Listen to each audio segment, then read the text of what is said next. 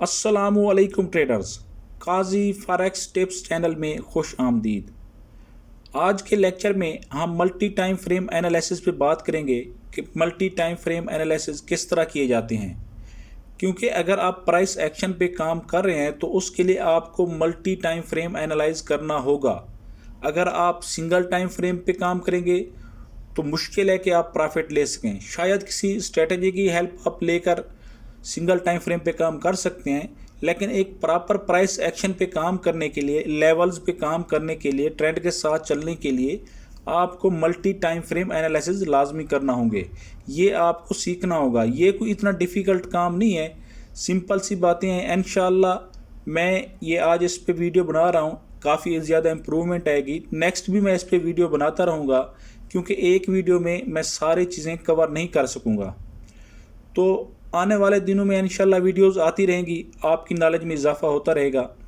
तो डायरेक्ट हम चार्ट की तरफ ही चलते हैं, वहाँ पे जाके एनालाइज करते हैं, क्योंकि इसकी इम्पॉर्टेंस और मल्टी टाइम फ्रेम किस तरह किया जाता है ये सारी चीज़ें उसके अंदर ही हम डिस्कस करेंगे। तो देखें, सबसे पहले जो इसका मैं अपना जो ज़ाती जो मार्केट को जिस तरह एनालाइज करता हूँ, मैं वो आपको बताने लगा हूँ कि सबसे पहले मैं 3 चार्ट देखता हूँ, एक डेली का, एक H4 का और एक M30 का। H1 का मैं कम यूज़ करता हूँ अगर मुझे एविडेंसेस ना मिल रहे हों। तो अगर मुझे H4 पे और डेली पे एविडेंसेस मिल रहे हैं तो मेरे लिए इनफ है। M30 को हम इंट्री की कंफर्मेशन के लिए यूज़ करते हैं कि इंट्री हमने कब लेनी है, जबकि मार्केट को एनालाइज करने के लिए हम D1 और H4 का सहारा लेते हैं। आप H1 को भी शामिल कर सकते हैं, ज़्यादा एविडेंसेस हो जाएंगे। तो देखें, सबसे पहले ये एक यूरो USD का डेली का चार्ट है और ये डेट है 1 अप्रैल 2022, फ्राइडे वाला दिन है, मार्केट क्लोज है। अब हमने एनालाइज करना है कि नेक्स्ट वीक जो अप्रैल का फर्स्ट वीक है उसमें मार्केट किस तरह मूव करेगी। उसके लिए हम सैटरडे को, संडे को सुकून से बैठ के जो है ना मार्केट को एनालाइज करते हैं। तो जो मैं करता हूँ, मैं सबसे पहले डेली के चार्ट को ओपन करता हूँ। ये डेली का चार्ट आपके सामने आ गया। अब डेली के चार्ट पे जो सबसे पहले चीज़ देखी जाती है, देखें ये एक मैं आपको एक सीक्वेंस के साथ बता रहा हूँ, आपने भी ऐसे ही एक सीक्वेंस के साथ ही इसको फॉलो करना है। डेली के चार्ट पे जो सबसे पहले चीज़ देखी जाती है वो है मार्केट का स्ट्रक्चर। हमने सबसे पहली जो चीज़ है वो मार्केट के स्ट्रक्चर पे फोकस करना है। अगर आपको मार्केट के स्ट्रक्चर का नहीं पता तो मेरे यूट्यूब चैनल पे आप एडवांस के लेक्चर्स में चले जाएं, वहाँ आपको मार्केट का स्ट्रक्चर मिल जाएगा। उसकी वीडियो, डिटेल्ड वीडियो पड़ी हुई है, उसको देखें, वो आपका कंसेप्ट क्लियर हो जाएगा मार्केट स्ट्रक्चर के हवाले से। तो सबसे पहले हमारे मार्केट स्ट्रक्चर पे फोकस होता है, उसके बाद बाकी चीज़ें हम एविडेंसेस वगैरह ये सारी चीज़ें बाद में हम इकट्ठी करते हैं। सबसे पहले मार्केट के स्ट्रक्चर को देखते हैं, क्योंकि ट्रेंड के साथ चलना ही हमारी कामयाबी है। देखें, अब यहाँ पे अगर डेली के चार्ट पे मैं देखूँ तो डेली के चार्ट पे मुझे मार्केट का जो स्ट्रक्चर है वो सेल का नज़र आ रहा है। वो क्यों सेल का नज़र आ रहा है? ये एक मेजर स्विंग था, उसके बाद मार्केट ऊपर गई, फिर नीचे आई, यहाँ स्विंग बनाया।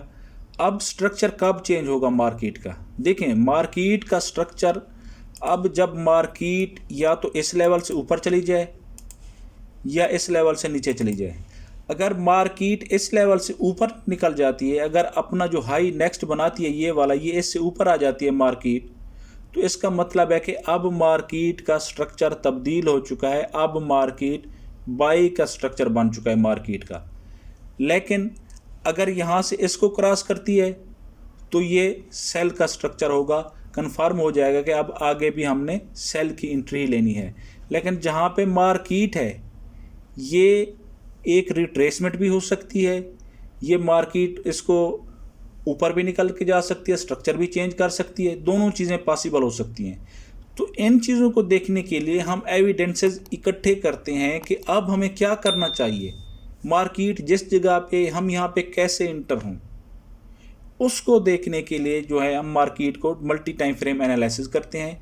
मल्टी टाइम फ्रेम एनालिसिस में आपने ये करना होता है कि जो आपके चार्ट्स हों, जिन चार्ट्स पे आप काम कर रहे हों, वहाँ पे सब पे जब सेम एंट्री बने, यानी कि अगर सेल का है डेली पे भी और H4 पे भी सेल का है, H1 पे भी सेल का है, तब आप सेल की एंट्री लेंगे। अगर किसी जगह पे मार्केट का स्ट्रक्चर चेंज है या एक चार्ट टाइम फ्रेम पे उसके अपोजिट जो है ना एविडेंसेस मिल रहे हैं, तो फिर आप या तो उस पेयर से दूर हो जाएं या फिर आप उस वक्त एंट्री लें जब सब के सेम एनालिसिस हो जाएं, जब सब का सेम ट्रेंड हो जाए। अभी मैं इसमें ये एग्जांपल मैं इसीलिए आपको दे रहा हूँ ये इस चार्ट पे, क्योंकि यहाँ पे एक ऐसी सिचुएशन है, उसमें आपने कैसे हैंडल करना है उसको, वो इसके साथ हम डिटेल के साथ यहाँ हम वीडियो में बात करेंगे। अब देखें, सेल का स्ट्रक्चर कन्फर्म हो गया। अब हमने क्या करना है, क्योंकि डेली का बड़ा टाइम फ्रेम है, सेल का स्ट्रक्चर है, तो अब हमने एंट्री सेल की ही लेनी है। सेल की एंट्री लेने के लिए हमें एविडेंसेस चाहिए सेल के। सबसे पहला एविडेंस, आपने लेवल मार्क करने हैं। लेवल जब आप मार्केट रियल मार्केट में काम कर रहे हो तो लेवल जो है ना नज़दीकी मार्क किया करें, ज़्यादा दूर जाने की ज़रूरत नहीं है आपको। ज़्यादा दूर 250 से 300 जो कैंडल्स होती हैं उसमें आप मार्केट का ओवरव्यू देखते हैं कि मार्केट ओवरऑल कर क्या रही है। लेकिन जब हम ट्रेड करते हैं, जब हम एंट्री लेते हैं, तो वो नज़दीकी जो लेवल होते हैं उन पे काम करते हैं।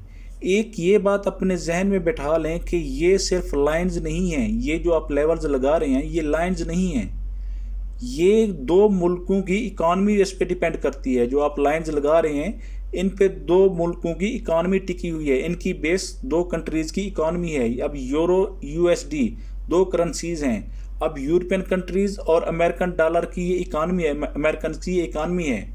आपको आइडिया होना चाहिए कि मार्केट जो मूव कर रही है वो एक मुल्क की, एक किसी कंट्री की इकानमी मूव कर रही है। अब उसको देखने के लिए, लेवल्स लगाने के लिए, अब जो अक्सर लोग लेवल्स लगाते हैं वो लेवल्स लगाते हैं यहाँ पे लगाते हैं, ये लेवल हो गया एक, ये ऐसे लेवल लगाते हैं। देखें, लेवल हमेशा आपने उस जगह पे लगाना है जहाँ आपको कैंडल्स का बिहेवियर नज़र आए, जहाँ आपको कैंडल्स का बिहेवियर रिजेक्शन और मोमेंटम का नज़र आए। जहाँ बार बार मार्केट एक लेवल पे आके रिजेक्ट हो रही हो, आपने लेवल वहाँ पे लगाना है। अगर आप स्विंग पे लगाएंगे, हो सकता है वो फेक आउट हो सकता है कि वो फेक ब्रेकआउट कैंडल जो है ना 2-3 कैंडल बाहर निकल गई हो फेक आउट्स की, तो वो लेवल फिर मार्केट उस लेवल की रिस्पेक्ट नहीं करेगी, जिस वजह से हमारे अक्सर लोग नाकाम होते हैं लेवल्स पे। वो यही गलती करती हैं, वो लेवल स्विंग के ऊपर लगा देते हैं कि ये स्विंग बना हुआ यहाँ मैंने लेवल लगाना है, जबकि ऐसी बात नहीं है। ये इकॉनमी है, कंट्री की इकॉनमी है, जहाँ मार्केट ज़्यादा देर स्टे कर रही है, बार बार उसी लेवल के रिस्पेक्ट कर रही है। तो यही समझें कि मार्केट अब ये कोई ऐसा पॉइंट है जहाँ मार्केट स्टे रुकी हुई है, अब या तो इससे ऊपर निकलेगी या तो इससे नीचे जाएगी। जिस तरह रुपये के हो रहा है, डॉलर पहले 180 से 190 के दरमियान रुका रहा, अब 200 प्लस हो गया है वो, तो यानी कि काफ़ी अरसा वो इसी पॉइंट पे यानी कि 180 से 190 के दरमियान रुक रहा। लेकिन जब वो उसने इस लेवल को ब्रेक किया, जब वो उसकी रेजिस्टेंस ब्रेक हुई, तो मार्केट ऊपर निकल गई। तो ऐसे ही है, ये भी, इसको भी ऐसे ही समझा करें, इनको सिर्फ लाइंस ना समझा करें। अब मैं आपको सबसे पहले जो है ना लेवल लगाते हैं, मैं आपको मार्क करके दिखाता हूँ कि लेवल हमने मार्क कैसे करना है। सबसे अहम चीज़, क्योंकि हमने काम ही लेवल्स पे करना होता है, अगर हमें लेवल्स लगाना ही नहीं आते तो फिर हम काम किस तरह करेंगे। अब मैं इसको जूम इन करता हूँ ताकि मुझे जो है ना क्लियर नज़र आए। अब देखें, यहाँ पे कैंडल्स के बिहेवियर को देखें। अगर मैं यहाँ पे लेवल लगाता हूँ, अगर मैं इस जगह पे लेवल लगाता हूँ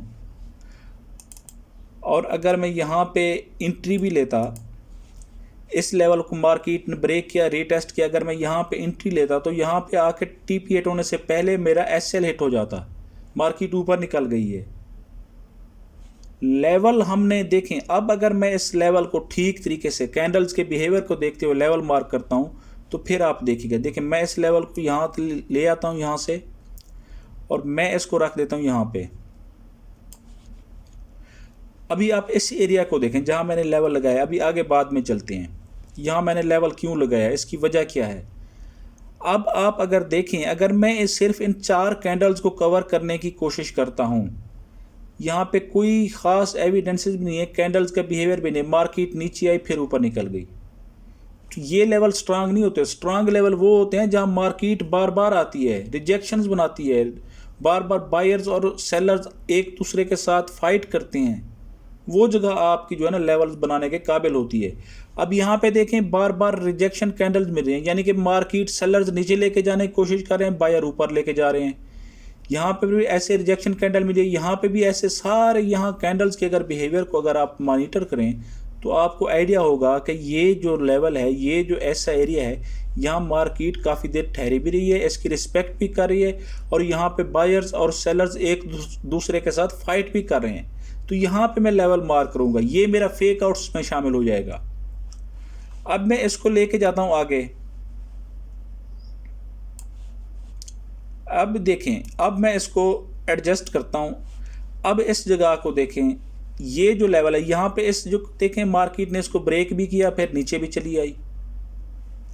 अब यहाँ पे इसको रीटेस्ट भी उसने कर लिया, मार्केट नीचे भी आ रही है। तो अब एक एविडेंस हो गया डेली के टाइम फ्रेम पे, स्ट्रक्चर को मार्केट ने अपना लेवल को ब्रेक किया, ब्रेक करने के बाद उसको रीटेस्ट किया, ये एक evidence, strong evidence. Breakout and retest, breakout एक मीडियम एविडेंस है, ब्रेकआउट एंड रीटेस्ट एक स्ट्रांग एविडेंस है। यहाँ पे मुझे एक स्ट्रांग एविडेंस मिल गया सेल का। अब मैं आगे चलता हूँ। एक एविडेंस के बाद मैं मज़ीद इस पे एविडेंसेस देखने की अगर कोशिश करूँ तो ये आपके सामने है कि मुझे एक और एविडेंस भी इस पे नज़र आ रहा है। अगर मैं इस जगह को मार्क करता हूँ,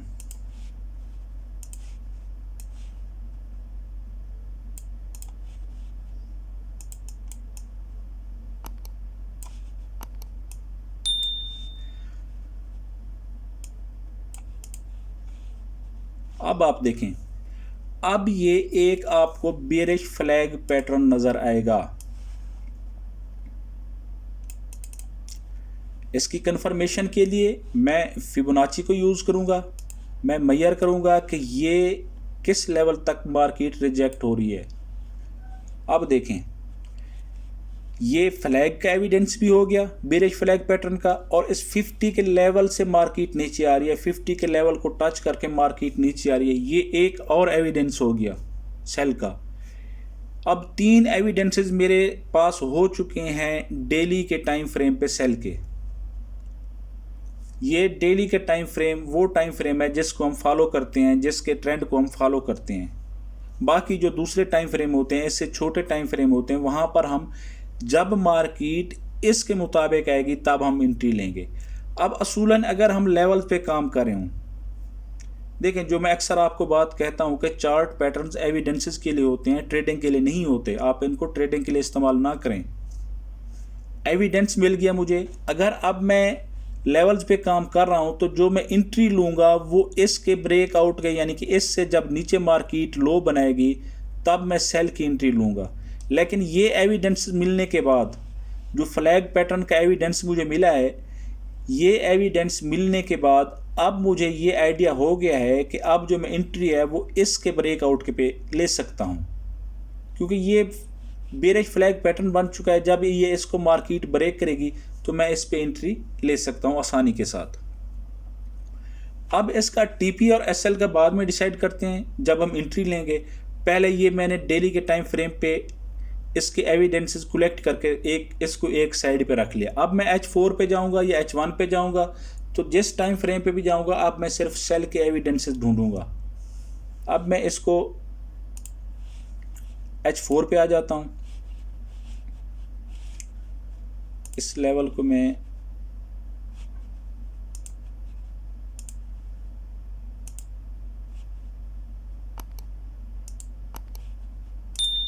ये H4 पे भी वही लेवल आ गया।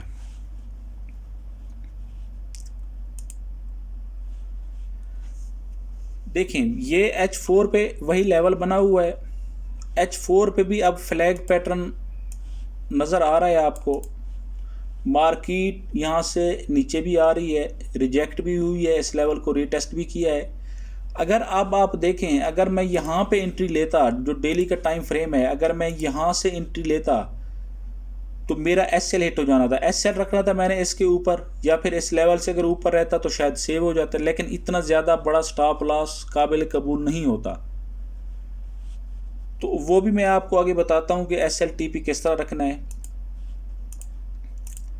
अब अगर मैं H4 को देखूं, देखें मार्केट स्ट्रक्चर को अगर मैं फॉलो करता हूं और H4 को देखता हूं, तो मार्केट स्ट्रक्चर के मुताबिक H4 पे ये बाई का है सेटअप, ये बाई की एंट्री, यानी कि स्ट्रक्चर चेंज हो चुका है, क्योंकि ये मार्केट ने लास्ट लो बनाया, फिर जो नेक्स्ट लो मार्केट ने बनाया वो इससे ऊपर बनाया, फिर ये जो लो बनाया ये भी इससे ऊपर बनाया।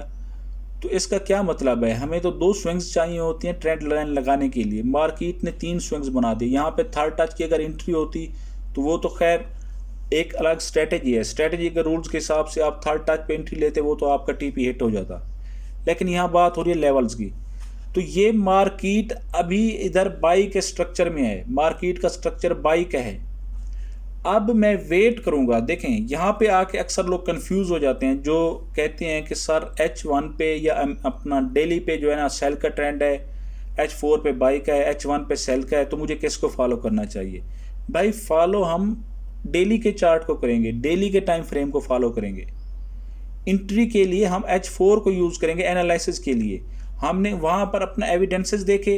अब मैंने यहाँ पे जब अगर H4 पे मैंने जो एंट्री लेनी है, उसको एंट्री लेने के लिए मुझे या तो ये इससे नीचे ब्रेकआउट चाहिए, ये जो मैंने फ्लैग पैटर्न बनाया हुआ है, जब इससे नीचे आ जाए मार्केट में तब इंटर हूँगा। अगर मार्केट इससे निकल के ऊपर जाती है तो बाई की एंट्री लेने के लिए मुझे ये जो स्विंग बनाया हुआ है मैंने डेली पे, ये जो स्विंग को मार्क किया हुआ है, जब मार्केट इससे ऊपर जाएगी H4 पे, तब फिर मैं जो है ना बाई की एंट्री का सोचूंगा। वो ये लेवल भी मार्केट ब्रेक कर देगी, जब ये लेवल ब्रेक होगा तब मैं उस पर बाई की एंट्री का सोचूंगा। ये एरिया मेरे लिए नो एंट्री जोन कहलाएगा, क्योंकि डेली पे सेल का ट्रेंड है। सेल जब तक डेली पे ट्रेंड चेंज नहीं होगा मैं नहीं जाऊंगा। अगर आप कोई और स्ट्रेटेजी यूज़ कर रहे हैं तो उसके हिसाब से तो जा सकते हैं। ये बात हो रही है लेवल्स की, ये बात हो रही है मार्केट के ट्रेंड की। तो इसमें इंटर होने के लिए मैं सेल की एंट्री ही देखूंगा, सेल की ट्रेड ही लूँगा। सेल की ट्रेड के लिए यहाँ मेरे पास एक और एविडेंस बना हुआ है कि मार्केट अगर इस बेरिश फ्लैग पैटर्न को ब्रेक करती है तो मैं सेल की एंट्री लूँगा। यहाँ पे भी एविडेंस हो गया। अब मार्केट जब इस एरिया को ब्रेक करेगी, मैं एरिया मार्क कर देता हूँ, जब मार्केट इससे नीचे आएगी तब हम इस पे सेल की एंट्री देखेंगे।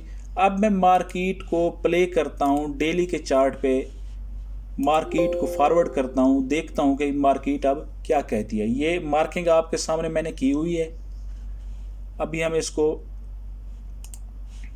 मार्केट को मूव कराते हैं, ये एक और बार बनी।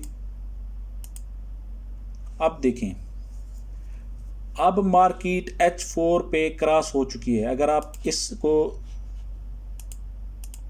जूम इन करके देखें, देखिए इस लेवल को मार्केट ने क्रॉस कर दिया, लेकिन मैं अभी एंट्री नहीं लूँगा जब तक डेली की पूरी प्रॉपर क्लोजिंग यहाँ पे देखें। अब डेली की कैंडल भी बन गई, ये लेवल भी ब्रेकआउट हो गया। अब एंट्री लेने के लिए आपके पास 2 मेथड हैं। एक, आप ब्रेकआउट पे फ़ौरन एंट्री ले लें, रिस्क होता है।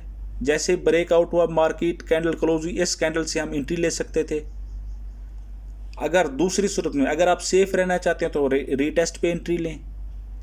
और SLTP रखने के लिए वो भी मैं आपको बताता हूँ। अगर हम यहाँ से इसके ब्रेकआउट पे एंट्री लेना चाहते तो मैं M30 पे मोमेंटम और रिजेक्शन देख के ही एंट्री लेता। अब मैं आपको एंट्री के लिए M30 पे लेके आता हूँ, जो मैं पर्सनली यूज़ करता हूँ M30 को। यहाँ पे देखें, अब मार्केट M30 पे रेंज में थी, ये एक किस्म की रेंज हो गई। अगर आप इसको सपोर्ट लेवल बनाना चाहें तो सपोर्ट भी बना सकते हैं। ये एक M30 पे सपोर्ट का लेवल था। मार्केट H4 का ये जो लेवल लगा हुआ है ब्लू आप देख रहे हैं, ये H4 का ये फ्लैग पैटर्न के नीचे वाला जो है ना लाइन है, ये मार्केट ने M30 पे इसको ब्रेक भी कर दिया था, रीटेस्ट भी कर दिया था। तो एविडेंसेस मैं इसीलिए इस पे यूज़ करता हूँ, लेकिन मैं इंट्री उस वक्त तक नहीं लेता जब तक मुझे स्ट्रांग मोमेंटम कैंडल ना मिले। ये बात याद रखें, जब तक मोमेंटम कैंडल नहीं मिलती मैं एंट्री नहीं लेता। और इस वजह से मैं 70 to 80% जो है ना प्रॉफिट में रहता हूँ। क्यों रहता हूँ? उसकी वजह यही है कि मैं प्रॉपर वेट करता हूँ। अगर मैं यहाँ पे एंट्री ले लेता, हो सकता है मार्केट ऊपर चली जाए। मैं जो एंट्री लूँगा इस ये जो कैंडल बनी हुई है मोमेंटम कैंडल के बाद। अगर आपको रिजेक्शन और मोमेंटम कैंडल का नहीं पता तो आप बेसिक का 9th लेक्चर है, आप उसको जाके देखें, आपका टोटल कंसेप्ट क्लियर हो जाएगा रिजेक्शन और मोमेंटम कैंडल्स के हवाले से।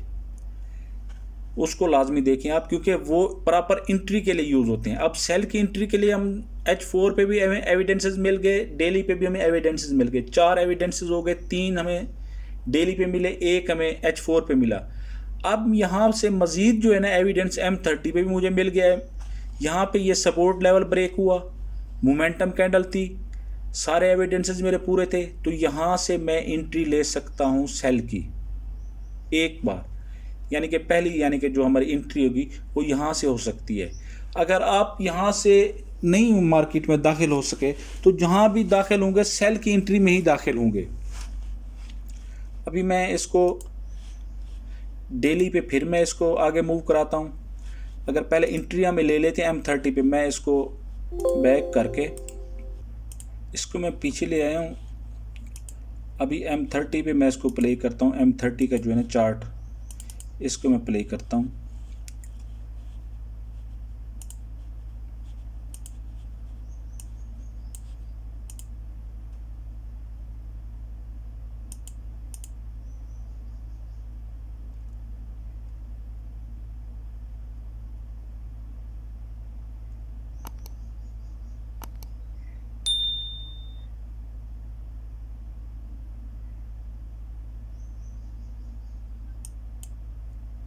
ये देखिए, ये कैंडल क्लोज हुई, हमने एंट्री अब यहाँ से लेनी है, सेल की एंट्री।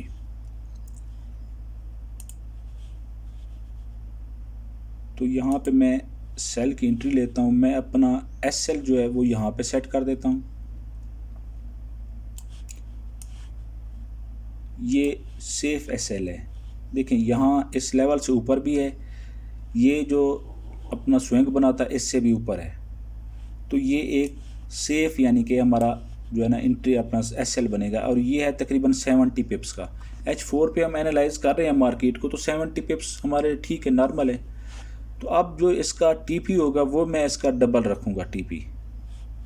अब TP इसका मैं इसको 140 पिप्स तक लेके जाता हूँ।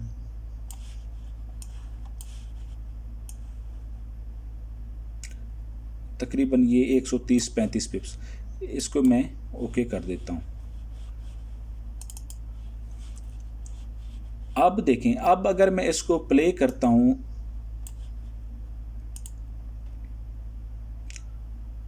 तो आपको मज़ीद भी एंट्री के एविडेंसेस मिल सकते हैं, लेकिन हमने एंट्री किसकी लेनी है? सेल की लेनी है।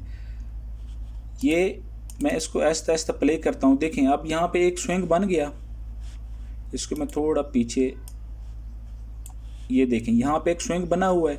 अगर मैं इसको मार्क करूँ ये M30 पे, ये आपको क्लियर हिडन डाइवर्जेंस नज़र आएगी। ये देखें, ये एक और एविडेंसेस हो गया। आप यहाँ से भी इंटर हो सकते हैं। ये आप पे डिपेंड करता है कि आप मार्केट में इंटर कैसे होते हैं। अगर आप कोई एक जगह आपकी रह गई है, लेकिन मैं एंट्री सिर्फ एविडेंस सेल के ही देखूंगा, सेल के एविडेंसेस, सेल के जो चार्ट पैटर्न्स हैं या सेल के जो डाइवर्जेंस है, तो मैं वो ही देखूंगा और उसी हिसाब से मैं मार्केट में इंटर होऊंगा। अच्छा, अगर अब मैं इसको प्ले करता हूँ, ये एंट्री मेरी सेल का एविडेंस, मुझे सेल का ट्रेंड था, मुझे हिडन डाइवर्जेंस मिली, मैंने सेल की, यहाँ से भी एंट्री ले सकता हूँ मैं। वो मेरी अपनी डिपेंड करता है मुझ पे कि मैं कहाँ कहाँ से एंट्री लेता हूँ। मैं अभी इसको प्ले करता हूँ।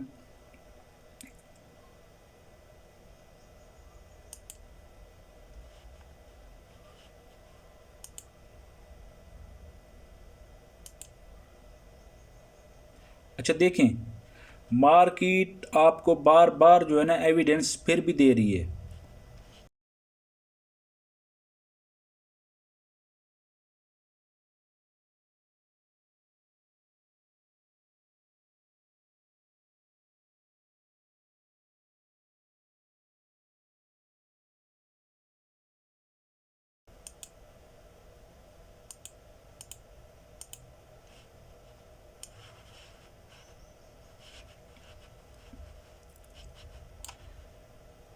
अब देखें, अगर आप यहाँ पे देखें, यहाँ पे एक और आपको एविडेंस मिला,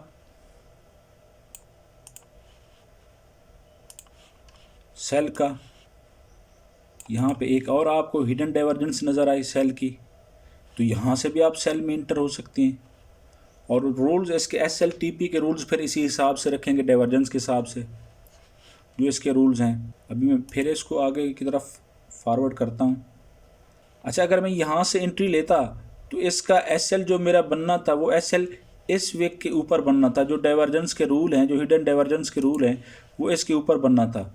मार्केट लेकिन इस लेवल तक नहीं गई, मार्केट उससे पहले ही वापस आ गई। हमारा SL मतलब हिट इस पर नहीं हुआ।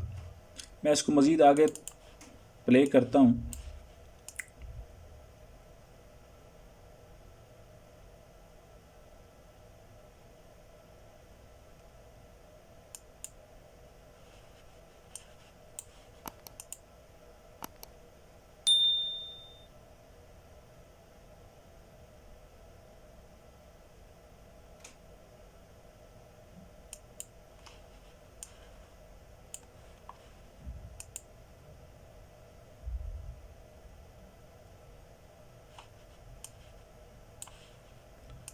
देखिए, इस कैंडल पे आके हमारा TP हिट हो गया। मार्केट इस लेवल तक आती रही थी, लेकिन वो इसको अगर आप चाहते रियल मार्केट में होते तो इसको क्लोज कर सकते थे यहाँ पे आके, लेकिन मैंने इसको क्लोज नहीं किया क्योंकि वो पिप्स के जो डिफरेंस होता है उसको मैनेज करके TP रखा जाता है। तो यहाँ पे इजीली हमारा जो है ना TP हिट हो जाना था, लेकिन मैंने इसको नहीं किया क्लोज। मार्केट चलती रही, आपके सामने है। यहाँ पे आपको बार बार एविडेंसेस भी मिलते रहे।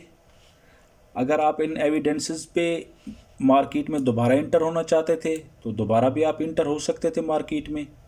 ये आप पे डिपेंड करता है। 140 पिप्स जो मेरा TP था वो मार्केट ने इसको आसानी के साथ हिट किया। जो प्रॉफिट था वो $13.50 यानी कि हमें प्रॉफिट हुआ। ये जो इस पे सेटिंग की हुई थी, ये 135 पिप्स का था, तो 13.50 जो है ना हमारा इस पे TP हिट हुआ। तो ये होता है इसका असल मेथड। अगर आप इसके अलावा कोई स्ट्रेटजी यूज़ करते हैं तो फिर उसी के रूल्स फॉलो करें। लेकिन अगर आप लेवल्स पे काम कर रहे हैं तो फिर उसी लेवल्स के रूल्स को फॉलो करें। एविडेंसेस लें, चार्ट पैटर्न से आप एविडेंसेस लें। SLTP के जो रूल्स हैं वो इनके मुताबिक रखें। वो आप पे डिपेंड करता है कि आप इसको किस तरह जो है ना हैंडल ट्रेड करते हैं। ये अगर मैं अपना SL यहाँ पे देखें, यहाँ से मैंने एंट्री ली, मैं अगर अपना SL यहाँ पे रखता तो ये भी पॉसिबल था, ये भी अपना SL हिट नहीं हुआ। लेकिन ये बहुत ज़्यादा रिस्की है। जो काम हम लोग करते हैं वो हम छोटे से छोटा SL रखते हैं कि कैंडल्स को सांस लेने का मौका ही नहीं मिलता।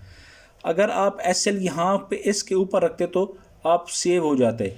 इसी तरह देखें, जिस तरह ये है, अगर ये यहाँ से मैंने एंट्री ली थी हिडन पे, अगर मैं SL इसके ऊपर रखता तो मेरा SL हिट हो जाना था। लेकिन रूल्स के मुताबिक मैंने SL इस कैंडल के ऊपर रखा तो मेरा अपना TP हिट हो जाएगा, SL हिट नहीं होगा। इसी तरह अगर यहाँ से मैंने एंट्री लिया तो मैं अपना SL इसके ऊपर रखूँगा इसके रूल्स के हिसाब से। लेकिन अगर आप लेवल्स पे काम कर रहे हैं तो फिर आपका SL यहाँ पे बनेगा। इसमें मार्केट में आप 2 से 3 बार इंटर होके प्रॉफिट ले सकते थे। सिर्फ एक वीक जो आपने एनालाइज किया था मार्केट का, उसका जो उसके हिसाब से जो TP बनता था मार्केट का। अगर मैं वहाँ पे अब आपको डेली के चार्ट पे दिखाऊं तो डेली के चार्ट पे अभी भी मार्केट सेल के ट्रेंड में ही है। जब तक मार्केट इस लेवल तक नहीं पहुँचती तब तक हमारा ये पैटर्न वैलिड रहेगा। अब मैं इसको डेली पे अगर मैं प्ले करूं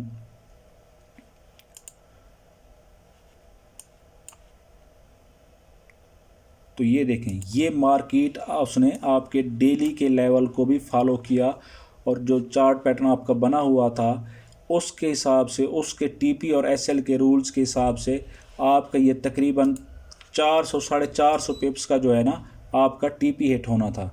यहाँ से देखें 955 पे आपकी एंट्री बनती थी, 975 पे, तो आप अब मार्केट जो है वो है 475 पे।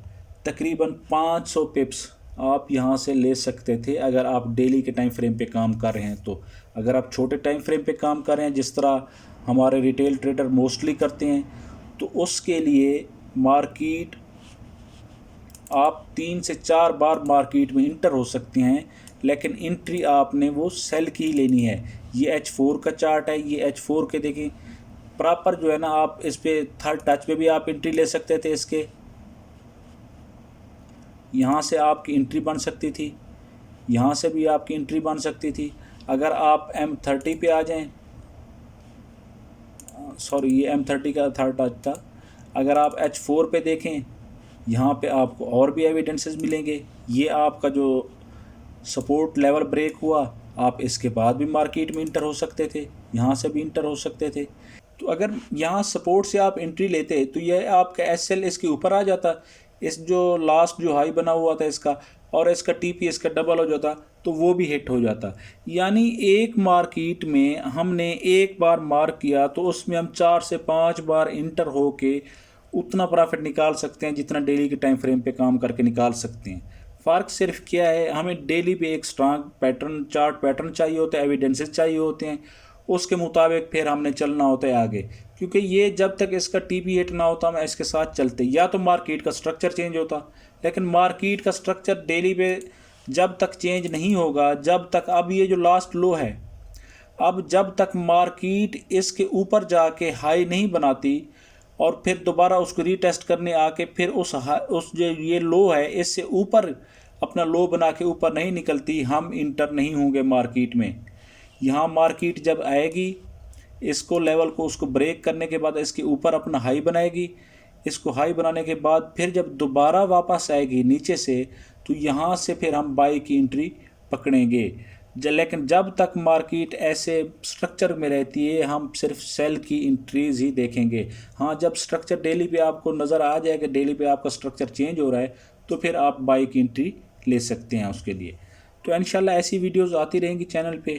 तो इसमें एक जो मुझे नज़र आया वो मैंने आपको बता दिया। इसी तरह अगर कोई और आपके माइंड में कोई क्वेश्चन हो जहाँ आपको परेशानी होती है एनालाइज करने में, तो वो कमेंट्स में बता दीजिएगा। इंशाल्लाह नेक्स्ट उस पर हम वीडियो बना लेंगे। तो ये वीडियोस इंशाल्लाह साथ साथ चलती रहेंगी ताकि आपके जो है ना परफॉर्मेंस में इम्प्रूवमेंट आती रहे। अगर आपका कोई क्वेश्चन है तो आप मुझसे पूछ सकते हैं, फेसबुक पे भी पूछ सकते हैं, व्हाट्सएप पे पूछ सकते हैं, टेलीग्राम पे पूछ सकते हैं। अपनी दुआओं में याद रखिएगा। मिलते हैं नेक्स्ट वीडियो में। Thank you. अल्लाह हाफिज़।